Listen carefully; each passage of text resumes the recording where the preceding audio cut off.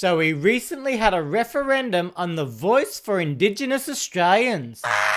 Whatever you think about the voice, there's several critical issues happening right now that's negatively impacting millions of Australians. And some of these issues are getting so critical that the future for hardworking Australians is literally at stake. So strap yourselves in, because I'm going to be highlighting what we should be voting on at a referendum right now.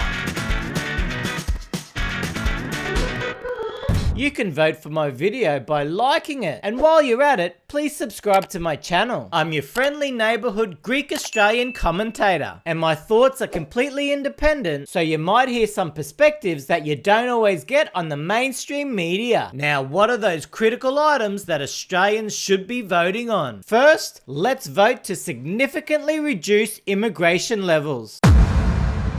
You see, ever since the borders opened up, the Australian Labor Party has completely opened the floodgates to immigration, basically turning on every tap they could to dramatically increase the Australian population. And the most sinister thing about all this is that we're smack bang in the middle of the worst housing crisis we've ever seen. Now, if you're a renter in Australia, you're practically a third-class citizen due to government and central bank policy artificially inflating house prices, surging inflation so that the entire construction industry is pretty much collapsing, and boosting the population through mass migration. Australia has the worst rental vacancy rates in the entire Western world. What an absolute betrayal to Australian renters. Renters in Australia missed out on all the ridiculous house price rises. They've suffered through surging rents. They're having to play the Hunger Games just to find a rental. And when you get kicked out and can't find another one, you might be lucky to be able to sleep in a car, but some people are being kicked out onto the bloody streets. And what does the government do? Just flood the country with record immigration levels way above our historical averages. So we're not saying to stop immigration, we're saying to significantly reduce the levels so that the current supply of new construction is better able to meet the extra demand coming into the country. And guess what this reduction would do to the housing crisis? It would significantly start to improve things almost immediately. But what we're being told is that it's all about supply, which could be 10, 20 years down the track, and it may not even be enough. And guess what? From every poll that I've seen, by far the majority of Australians would like reduced immigration levels. So here's something that the government's just going ahead and doing that most Australians don't want, that's putting upward pressure on house prices so that non-homeowners will never be able to afford a house. That's entirely screwing the rental market, all because the government says that we need more skilled workers. And many of these skilled workers coming in are already quite wealthy, so they outbid local Australians just trying to buy their first home. And what else happens? The skilled workers coming in need extra housing and extra infrastructure, and because of this extra demand, we need more skilled workers to build the housing and infrastructure for the previous skilled workers that came in. Do you see the loop? It's a farce and it has to stop. Second, we need to vote to ban foreign ownership of Australian property.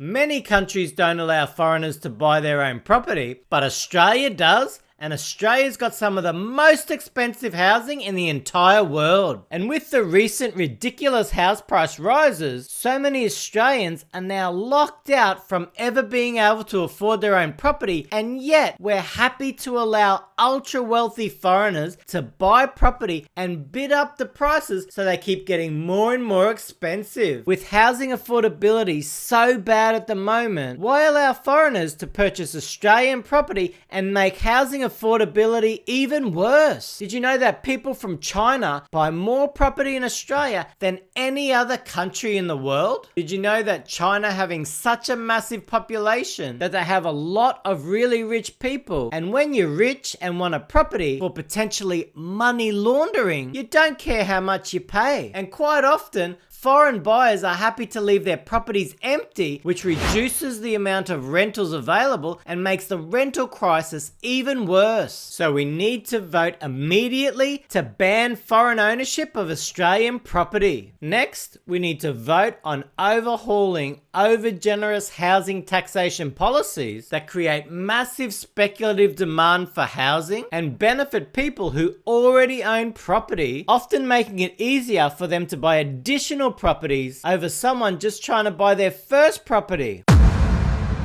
Negative gearing and capital gains tax discount have turned housing into a commodity that people buy just to create wealth. When you have policies that greatly benefit property owners, it causes everyone to want to buy property, and not just one, as many as they're actually able to. So policies like these go to the demand side for property. Now we keep hearing about the supply side, but the demand side for property has been so great for so many years because you can make so much more from property. You see, you can loan the most to buy property, which means you have extremely high leverage, but on top of that, you get a tax discount on any capital gains you make on an investment property. And if your expenses are greater than the income you receive, you're able to claim negative gearing, which helps to reduce your personal income, meaning you pay less tax. So on top of all these benefits, the extra demand it creates ensures that property prices rise year after year, which means that property owners get both generous tax deductions along with ever-increasing house price rises. Now, Paul Keating called negative gearing a rort. The New South Wales Liberals argued that it distorts the housing market. Bill Shorten tried to completely overhaul both these policies, but lost the election on 2 occasions. And what's our current government doing? Absolutely nothing. Nothing.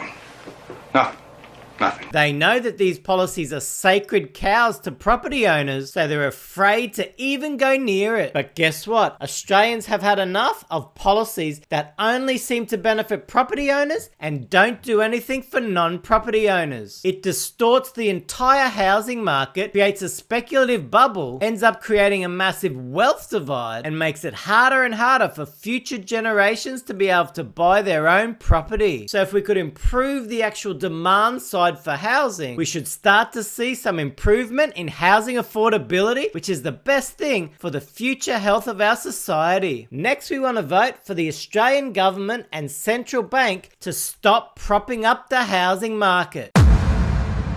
You see, in Australia, it seems that house prices are never allowed to fall by any sort of significant amount, because every time it looks like they will fall, the government or central bank seems to come to the rescue and prop up house prices. After the GFC, the economy was quite sluggish and house prices were starting to decline. So guess what happened? The RBA went on an extreme interest rate cutting spree. They did cut after cut, sending interest rates to ridiculously low levels, thus creating artificial demand to prop up the housing market so that house prices didn't see a significant decline, which they most likely would have. Next, we had the period after the pandemic when interest rates starting to surge, house prices fell significantly. But then what happened? The government pulls their mass immigration trick, creating ridiculous demand for a small amount of houses, thus propping up the housing market and lifting house prices once again to all-time highs. So anytime it looks like we're going to see significant house price declines, they always seem to come to the rescue, because ultra-high house prices in Australia seem to be the absolute priority for the government and the RBA. Which brings me to the last thing we need to vote on. Australian politicians should not be in charge of managing housing policies because they own a ridiculous amount of property, making it a complete conflict of interest.